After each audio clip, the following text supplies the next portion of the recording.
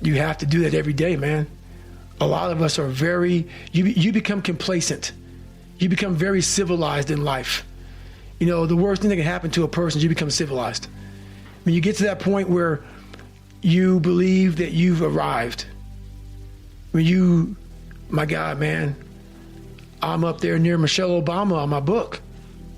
I've done it, man. I'm good. I don't have to be a wildland firefighter, man. I retired from the military. I ain't got to go out there and dig fire line for 3 miles. I'm 43, man. I've done it. And that's exactly when it's over. I'm not saying you can go as hard as you did when you were 20 or now at 43, but there's a new bar that you must always set in your life. And once you become complacent and you become civilized, you've arrived, you're no good for anybody. I go back to the sewer, and the sewer is that $7 a month place I once lived in as a young kid.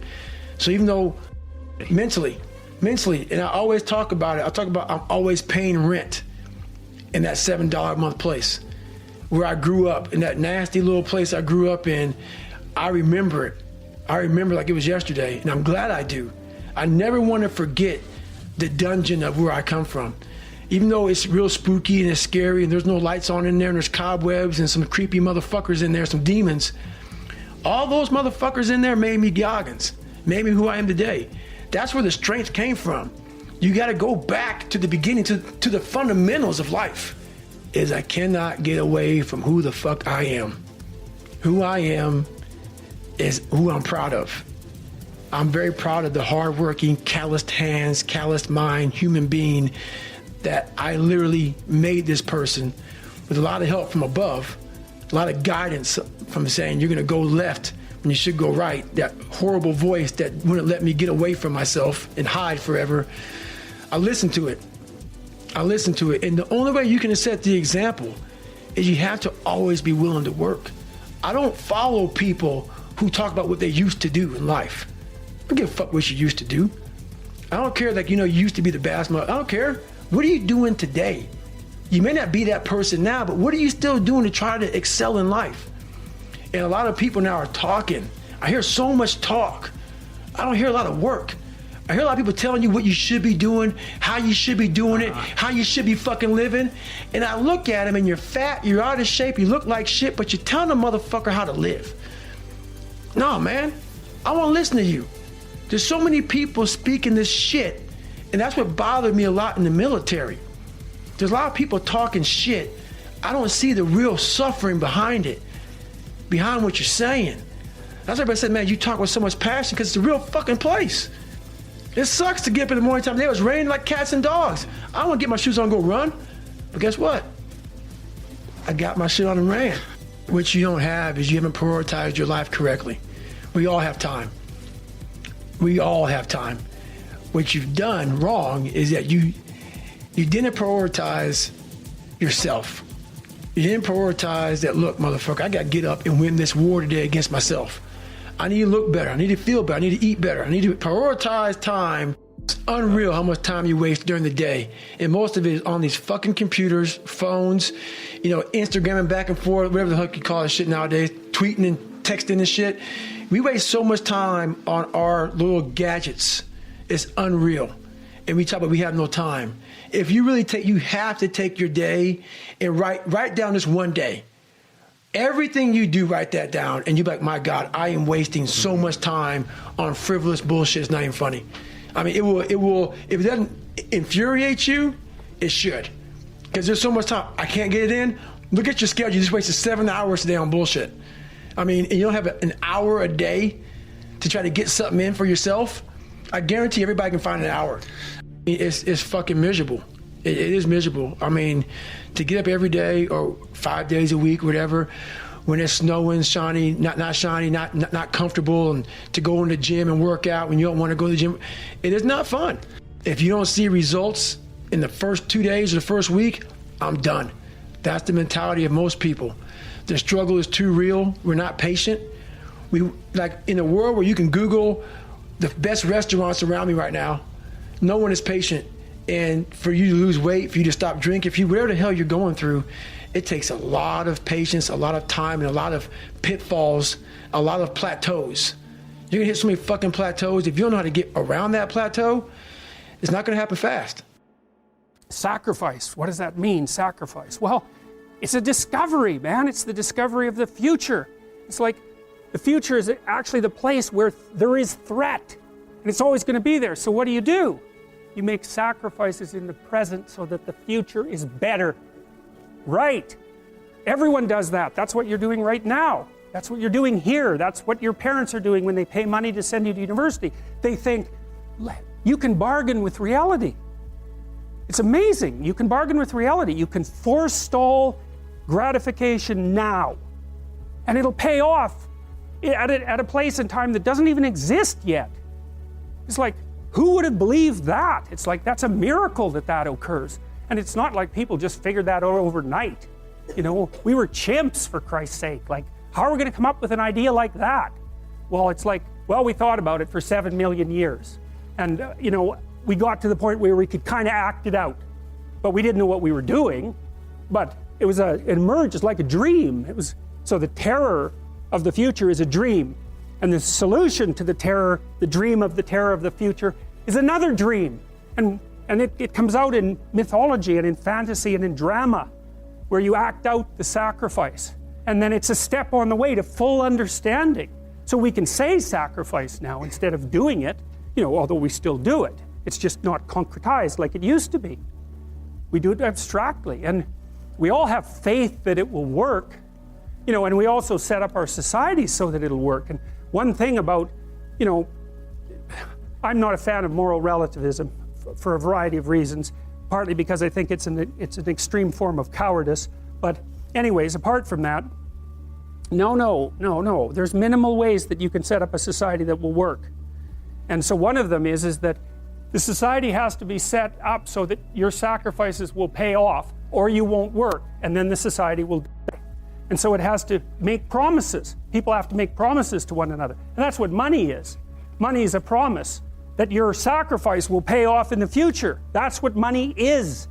And so if the society is stable, you can store up your work right now.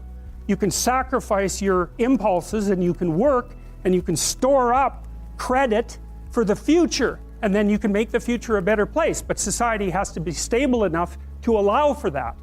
Hyperinflation will do you in.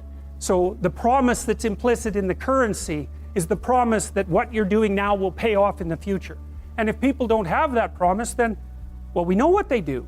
Because in gangs, for example, in, say, gangs in North America, the time horizon of the gang members shrinks rapidly because they don't really expect to be alive much past 21. And so they get really impulsive and like, why the hell not? That's what you do when the future doesn't matter, when it's not real. You default back to living in the moment, and you take what you can get right now. And no wonder, because you don't know if you're going to be around in a year. And you get whatever you can while you can bloody well get it. And that's like anarchy, that state. And so you don't want to live in, some people like to live in that state because they're really wired for that, you know. And so they're much more comfortable in those conditions. They're kind of like warrior types, I would say, in some sense. But, you know, for most people, that's just, well, that stress will just do you in, you know, the stress of a life like that. Discipline as the precondition for freedom, right? Which is actually a Nietzschean idea, at least in part. I mean, it's older than that. It's the apprenticeship idea. It's that before you can be a painter who can paint what's beyond mere memory, you have to inculcate that discipline skill, and a lot of that is painful repetition and hard grinding work. It's the sacrifice of the present for the future. But once you manage that, then things open up. And virtually everything you learn of value is like that's very, very, very difficult to learn to write. And there's arbitrary rules that you have to follow and bind yourself to. And while you're learning those rules, the probability that you have any creative freedom to speak of or any facility with the rules is very low. You're a rank beginner. And even to some degree, whatever creativity you have is going to have to be stifled while you're passing through that keyhole. But if you pass through it, then something massive opens up on the other side. That's why we have disciplines, right? I mean, the words aren't there by accident. You have to narrow yourself first, and then you can broaden outward.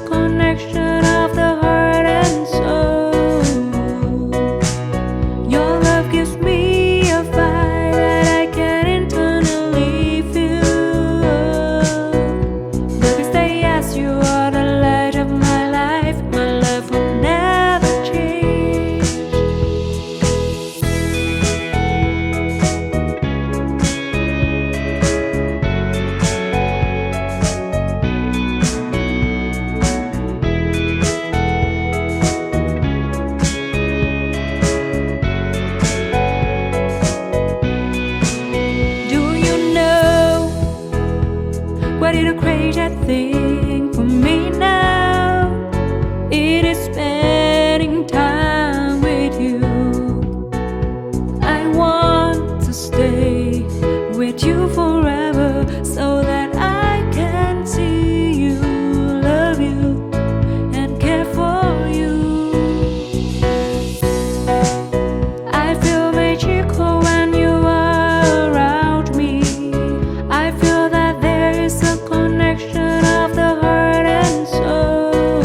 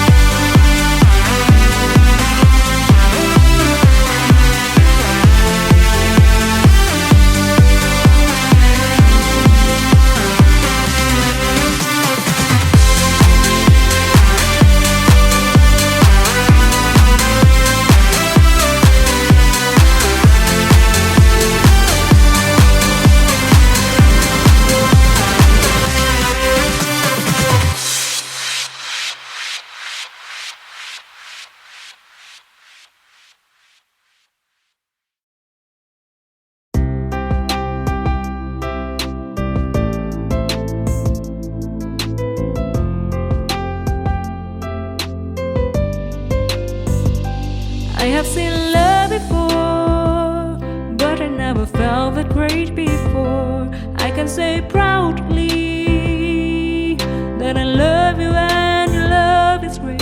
You are such an amazing man. I have seen love before, but I never felt that great before. I can say proudly that I love you and your love is great. You are such an amazing man. You have awakened a part of me. You have created something I've never knew. You not only care about me, but you always respect me as I am.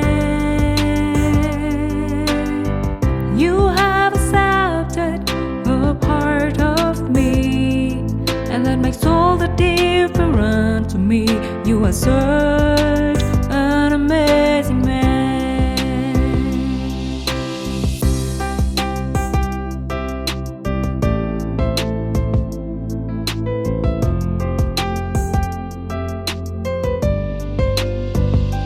I have seen love before, but I never felt that great before.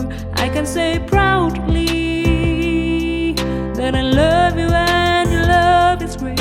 You are such an amazing man.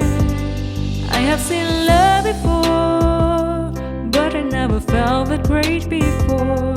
I can say proudly that I love you and your love is great. You are such an amazing man. You have awakened a part of me. You have created something I've never knew. You not only care about me, but you always respect me as I am. You have accepted a part of me, and that makes all the difference to me. You are such an amazing man. You have awakened a part of me. You have created something I've never knew. You not only care about me, but you always respect me as I am. You have accepted a part of me, and that makes all the difference to me. You are such an amazing